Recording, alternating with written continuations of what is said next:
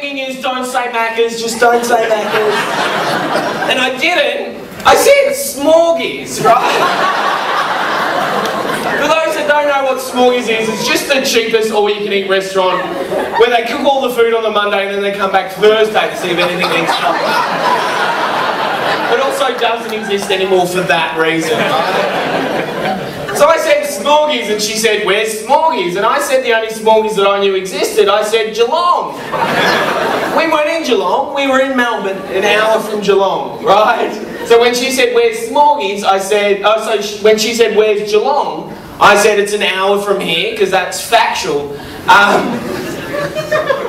And then she said something quite logical at this point. She said, Beau, and that's a great idea and we'll hold on to that one. But here's another one. Why don't we go for a dinner in Melbourne? Because we're both in Melbourne.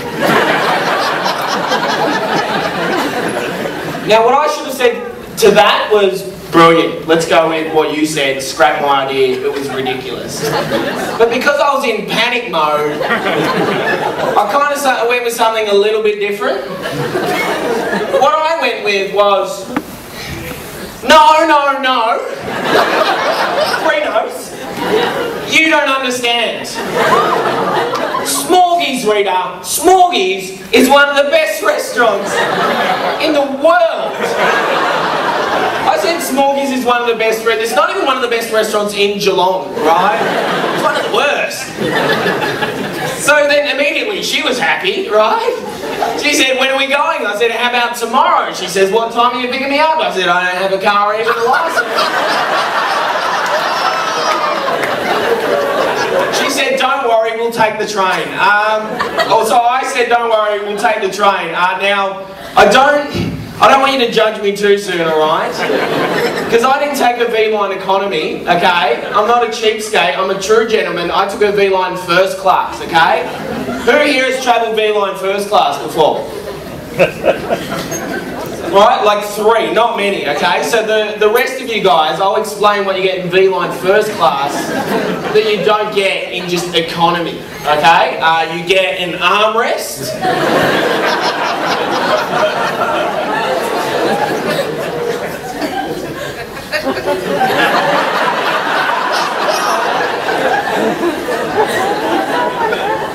So it's really beneficial to go.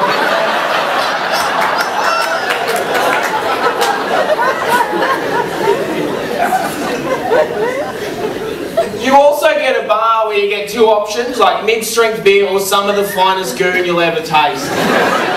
So me and Rita are sitting there drinking Fruity Lexia, and she's having the best time, because although she's, you know, going to a date on a train with her date, when she gets to Geelong, she's going to Smorgies, one of the best restaurants in the world. She's heard so much about it. I know we're going to Smorgies, one of the worst restaurants. We get to Geelong, we walk 15 minutes to the Smorgies, we wait 10 minutes at the unmanned desk till we realise, oh, we could probably just seat ourselves. We wait a further 15 minutes till we realise this is an all-you-can-eat restaurant. You can just serve yourself.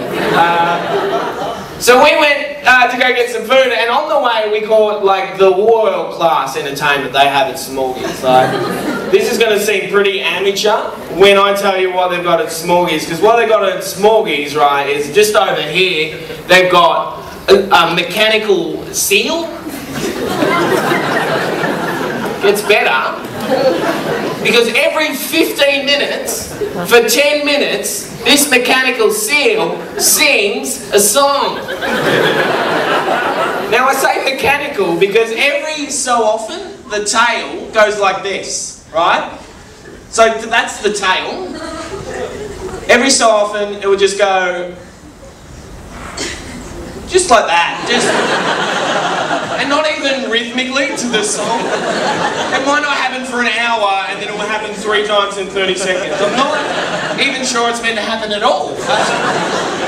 And I say song, right, you're probably thinking verses, choruses, things like that. No, none of that. Every 15 minutes, for 10 minutes, this mechanical seal sings this song. It's Salty. Salty the seal. Yes, Salty. Salty the seal. It's Salty. Salty the seal. It's just every 15 minutes for 10 minutes that would happen whether you wanted it to or not, right? It's just there. So me and Rita go up to get this food. We see some guy just running from the other side of the restaurant. We assume he's the employee there because he's the only other person in the restaurant.